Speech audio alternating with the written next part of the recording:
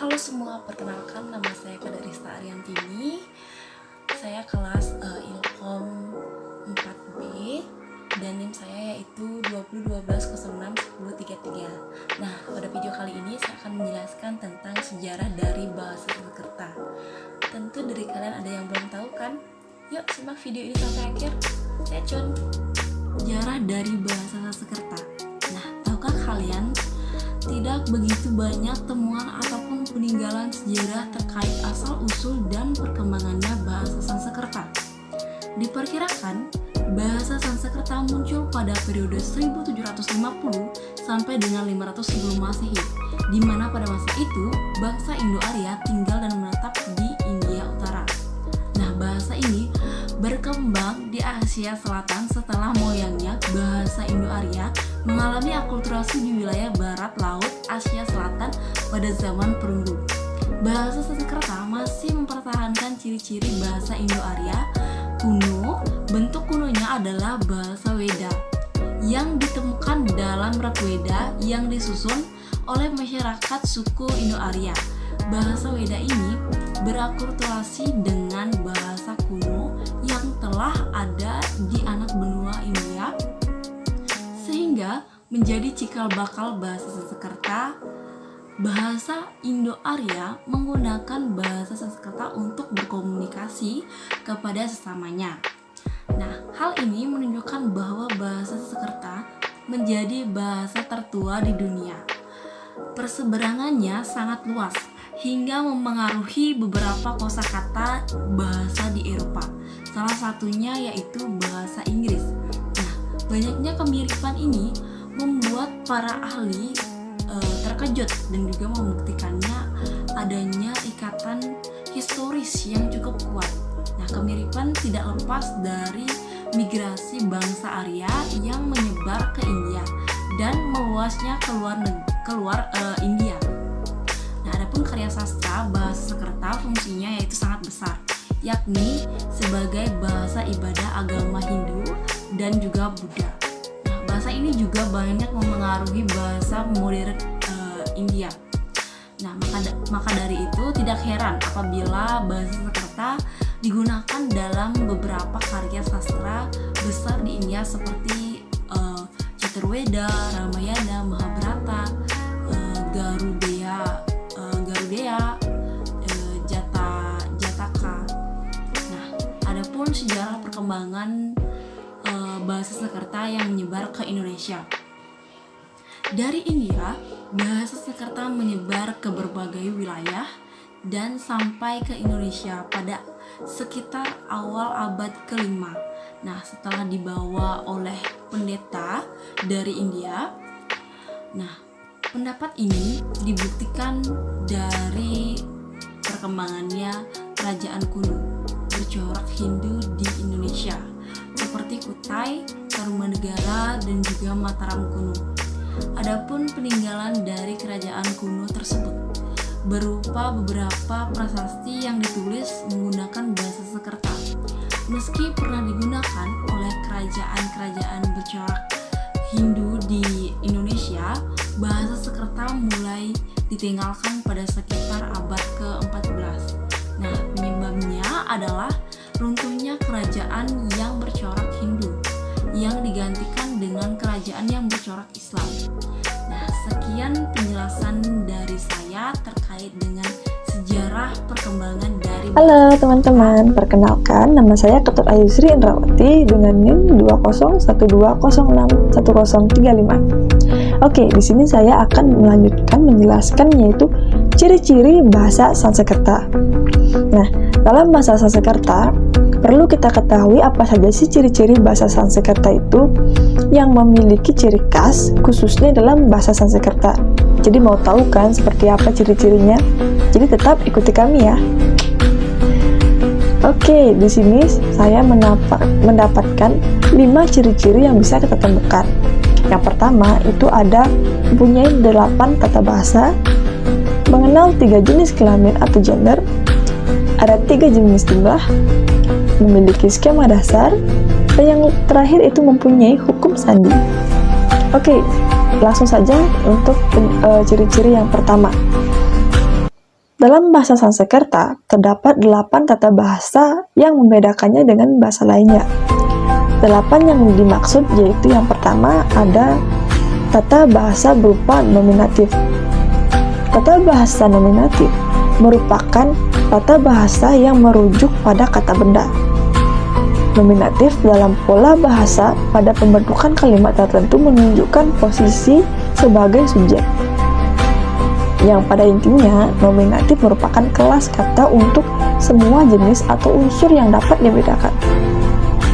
Yang kedua, itu ada tata bahasa vokatif, yang merupakan kata yang merujuk pada kata persuasif seperti ajakan, seruan, atau panggilan. Yang ketiga, tata bahasa berupa akusatif. Tata bahasa akusatif ini merupakan kata yang menunjukkan pada objek dari sebuah kata kerja. Akusatif dalam pembentukan suatu kalimat menempati posisi sebagai objek yang didahului oleh kata kerja berbentuk transitif.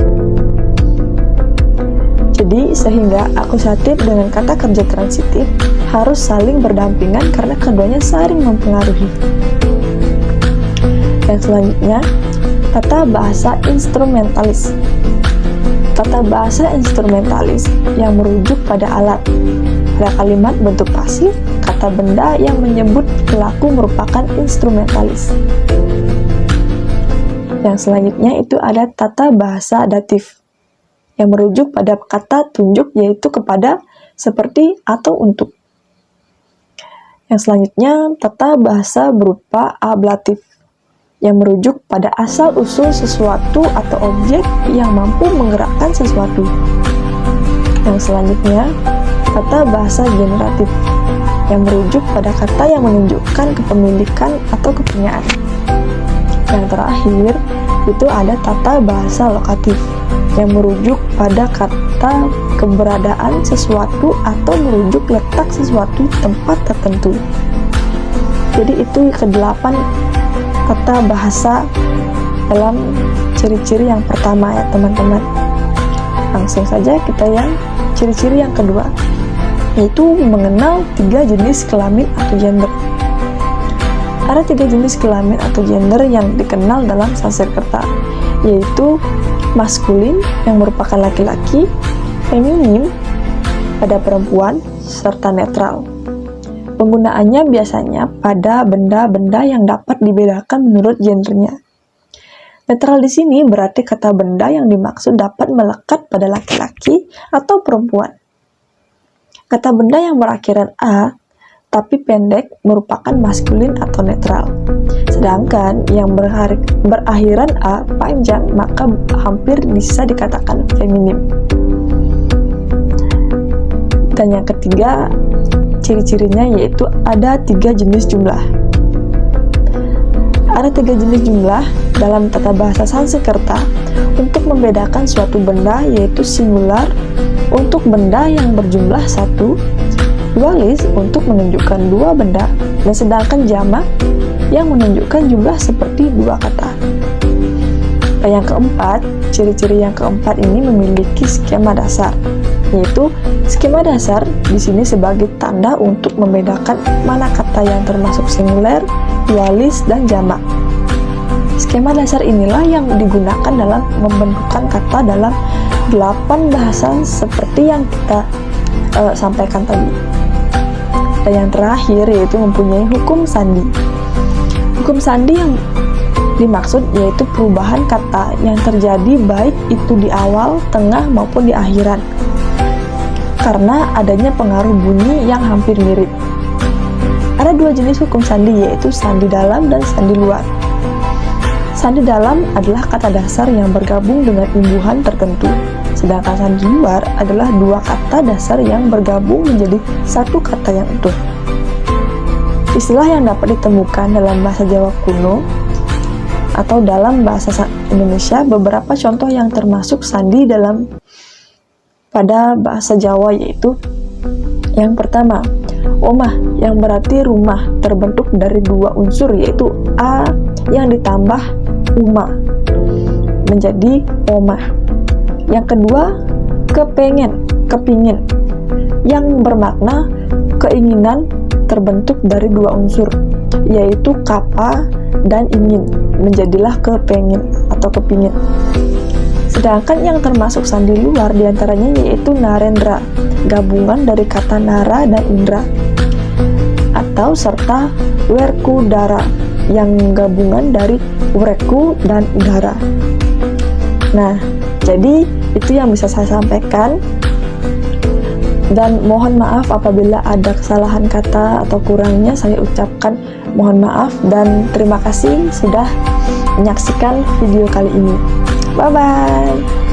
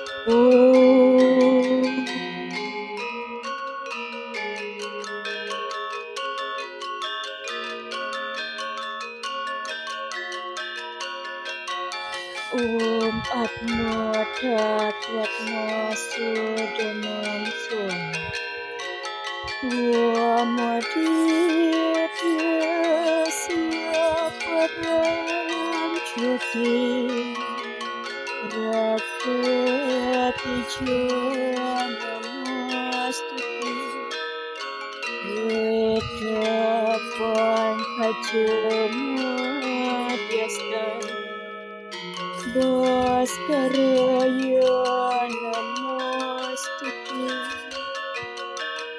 Om Namo Devaya Dastanaya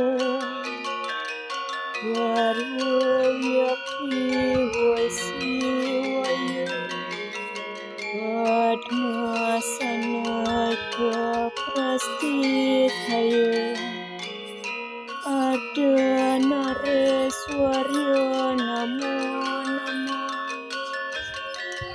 Namah Manugraha Manohara Dewa Datana Brahmaka Arcanam Sarva Pujanam Nama Sarva Nugrahakam Om Dewa Dewi Mahasiddhi Yajna Nirmalatmaka Lakshmi Siddhi Jadirgayu Nirvighna Sukhawatischa Om Dewa Suksma Paramachintyaya Namah Swami Om Shanti Shanti Shanti Om